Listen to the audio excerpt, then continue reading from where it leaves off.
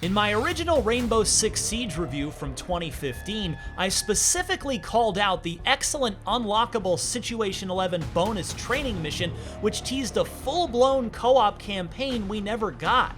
Until now.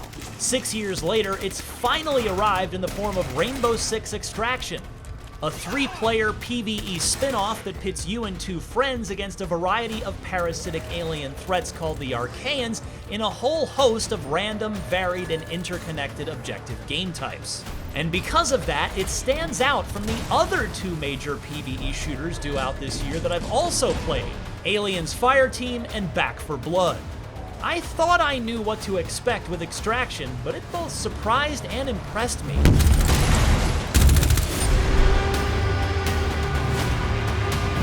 While Aliens is a bit closer to Left 4 Dead and Back 4 Blood basically is Left 4 Dead, Rainbow Six Extraction stays closer to its Rainbow roots while still offering a Left 4 Dead-inspired gameplay experience that's distinctly different from Siege. First, there are way more enemy types here than I expected. The Archaeans come in a variety of flavors, your standard grunt, an exploding bloater, a long-range spiker, and plenty more. They're generic, yes, but plentiful. You'll hunt them all in defense of humanity after the planet was overrun with the extraterrestrial invaders in Extraction's horrifying opening cutscene. Siege's familiar operators will help you tailor your playstyle. You could go loud with good old shotgun-wielding, wall-smashing Sledge, or stay sneaky with Pulse and his heartbeat sensor that can see through walls. After a couple of warm-up runs, I preferred the silenced weapons and stealth tactics of Pulse before later donning Doc's armor and medigun. Interestingly, though each mission spans 3 random game types out of nearly a dozen total, though you know what 3 you roll ahead of time so you can pick the best loadout, you're able to pull the shoot and extract after any of them. Noping out early will save you a lot of risk, but also cost you a lot of potential reward.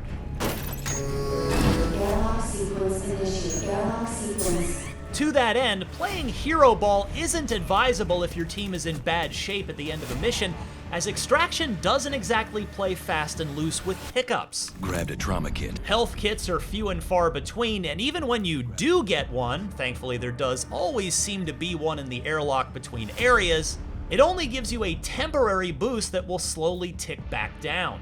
I found this out the hard way as I finished our second round with just 5 core health and a bit more from a boost. We tried to power through, but things got tough when we had to defend the 2 bomb sites in sabotage mode, and we all ended up as lunch for the Archaeans. We played a few more games, and though my IGN crew and I didn't get to try out every game type, an early favorite is MIA, in which one of the Rainbow operators has been taken and basically cocooned in an Archaean tree. One player has to pull him out while the other 2 take out the protective nodes that birth the restraints holding your mummified operative in place. We had success with sweeping the entire level before moving on the tree, though you can't take too much time as a countdown clock forces you to keep moving. Once you've freed your ally, one of you has to sling them over your shoulder, meaning only your secondary weapon is free, and get the comatose body to the extraction point. By cleaning the entire play space ahead of time, it made that last bit a heck of a lot easier. Pro tip, I recommend making the floor part of your cleanup too. A black spongy alien goo coats many areas, and walking through it slows you down. Shoot it to clear it out. You and your teammates will thank yourselves later. Our crew had good overall success playing stealthily. The HUD lets you know when you, or anything else, is making noise. If any of the Archaeans spot or hear you and you fail to eliminate them quickly, they'll shriek, alerting other nearby foes and also causing any nests in the vicinity to start pumping out more bad guys. Intriguingly, if one of you doesn't make it, that operator won't be available for the next round. Similarly, when you rescue an MIA operator, they either won't be healthy enough to go in the next game, or if they are, they'll have limited health while they recover. This, combined with the randomized large variety of game types Extraction can and will throw at you, mean you might need to main 2 or 3 different characters instead of just 1. Finally, it's important to remember that you're still playing Rainbow Six, and as such, you can shoot through walls, use drones to scout ahead with certain operators, and reinforce doors and windows on the game types that require you to batten down the hatches and defend an objective.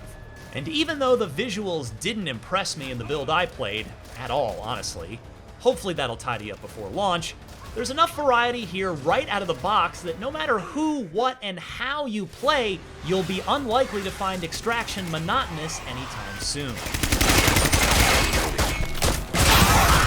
For more on Rainbow Six, check out our 2018 re-review of Rainbow Six Siege, and for everything else in the world of video games, stick with IGN.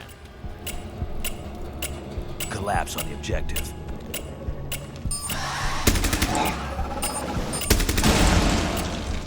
I'm dry.